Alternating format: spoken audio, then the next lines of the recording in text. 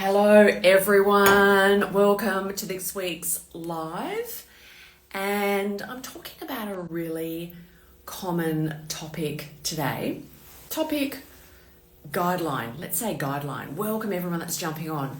I'm going to be talking about, I call it what's the deal with carbonated beverages after bariatric surgery. So welcome everyone that's jumping on. Thank you so much for being here. My name is Jane Stoltz. I'm the Bariatric Nutrition Coach. You can probably tell that I'm Aussie, and I work with clients all over the world, Australia, Middle East, America, all over the world in my program, the Bariatric Nutrition Bootcamp. Last year, it was Tuesday, but this week I'm going to be doing my lives on Wednesday. It might change. So I'm going to talk to you today about carbonated beverages. And I've called it what's the deal with carbonated beverages. If you have any questions, please just pop them in the comment. They can be on this topic of carbonated beverages or anything else bariatric nutrition related, because I go through the comments and answer the questions and all of that towards the end. So beautiful. So carbonation. Now, let's take a little bit of a step back. And I work with clients all over the world. I have a really lovely view, or a kind of, probably not many bariatric dietitians have this knowledge. I talk to people on all different continents about their bariatric surgery and the guidelines they were given and what they weren't given and what they were given and what they were told and they weren't told. And there's a set of kind of recommendations after bariatric surgery from a dietary perspective that aren't always heavily based in science, but there are just some bariatric centres will suggest them, such as say don't have chewing gum, don't use straws, things like that. But there is the recommendation of avoiding carbonated beverages after weight loss surgery, and that's most bariatric centres will have that. Now I want to talk about kind of two different reasons why we give kind of the guideline of avoiding carbonated beverages, and then we'll see. And I would like to hear if you have carbonated beverages after your bariatric surgery, if you put a 1 in the comment, and all is good. I'll come back to drinking carbonated beverages after. One kind of key area was that when we're looking at the rise of obesity levels across the world, and we're looking at what are the factors that are leading to increased obesity levels, that there's that correlation of that increase in the consumption of carbonated beverages. So that is considered or thought as part of the picture of part of that increase in obesity across the world. And I was about to say in first world countries, but that's not the case, because they can be definitely, the consumption, say in South America, of carbonated beverages is high. So that's one, that carbonated beverages generally are considered, high sugar, because we're not talking necessarily the diet ones here, but the high sugar, low nutritional value, and we can drink a lot of our energy really quickly, a lot easier than eating it. So there's that side of it, that we can be drinking calories, empty calories, and we don't want to be doing that after bariatric surgery, because we want to keep our energy level down. We want to get protein, we want to optimize the diet and maximize the nutrition. So there's that. The other side of the carbonated beverages is the gas, the air. And after having bariatric surgery, many people can't pass gas as easy as they can before surgery. So it can get stuck in the tummy and it can be really uncomfortable. And if you're filling up with air and you feel bloated, you're not going to be able to eat as much. You're not going to be able to prioritise that protein in your diet. So there's those two factors, okay? So I just want to come up to what people have said. Soft drink, there's diet soft drink. It is a general recommendation to avoid.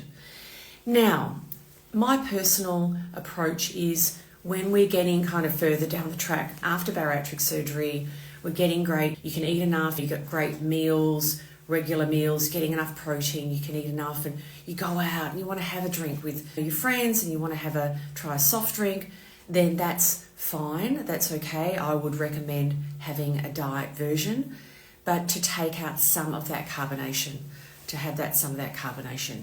So having it as a special drink when you are out, or not as necessarily a staple in your diet, we want to have and we want to explore after bariatric surgery, drinking a whole range of different fluids of low or no energy, and make the most also of the changing of your taste buds. And people's taste buds change, and it can be lovely, especially in that first year after bariatric surgery, to kind of try different things and seeing if we can get a bit more variety, not only our food but our fluids.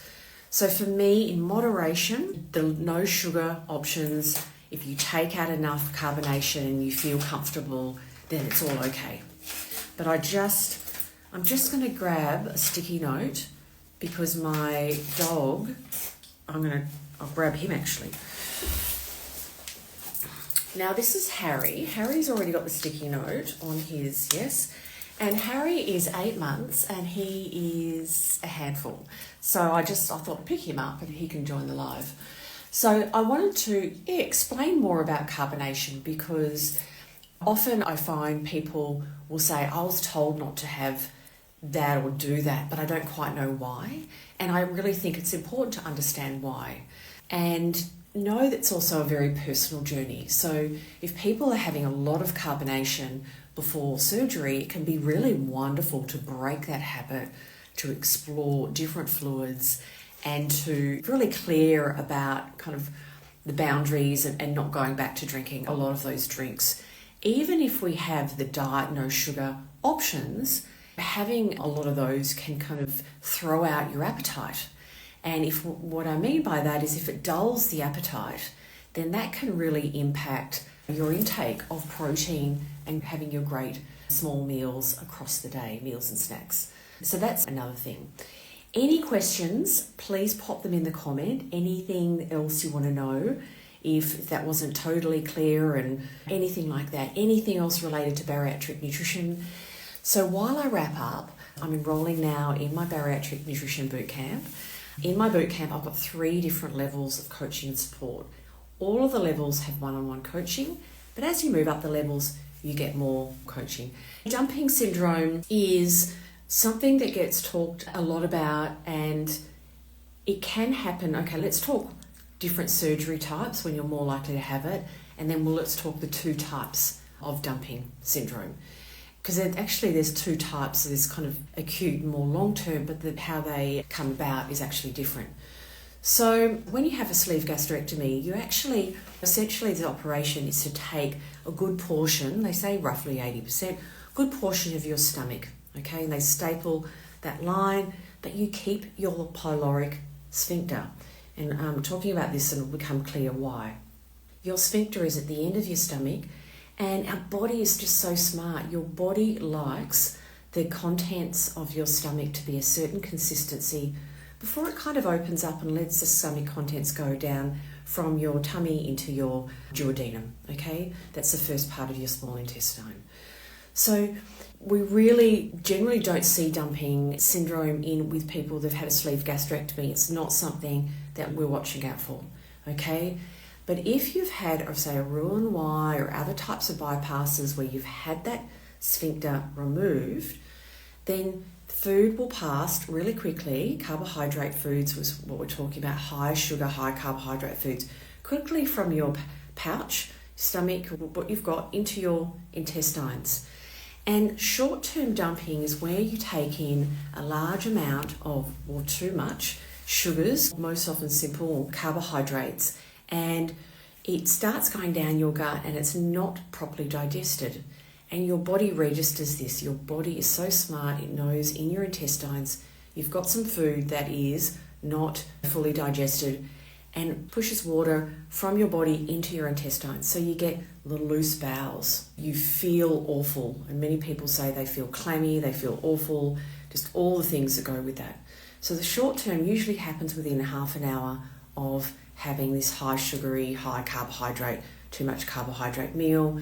And you usually get some bowel movements because your body's trying to kind of make that less concentrated, okay? That's the most common form of dumping. So in that short period, you really know about it, you feel really awful, often you can't eat for some time, for quite a long time, and you just want to drink over time and just hydrate yourself.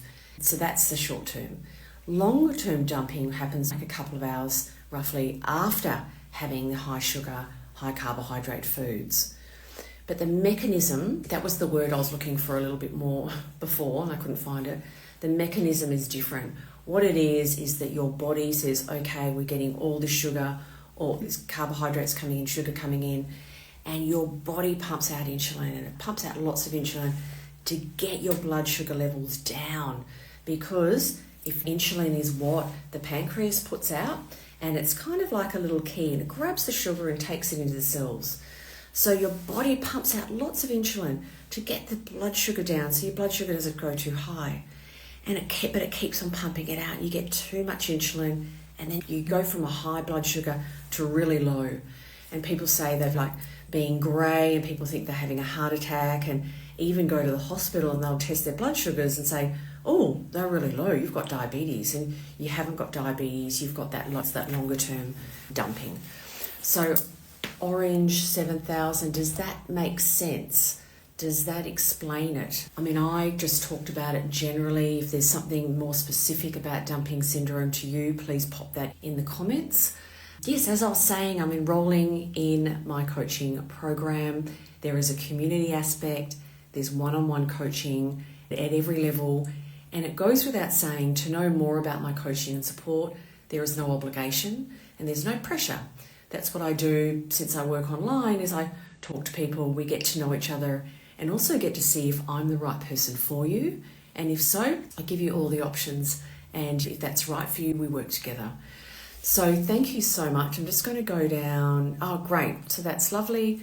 I have reactive hypoglycemia. Yes. Yeah, beautiful. And that's what we're talking about, Marsha. So thank you so much, everyone. Thank you so much for your questions, your interactions, and your comments. And I'm going to say goodbye and go and pick up all the mess that this little monkey has made. And I will see you next week. Bye for now.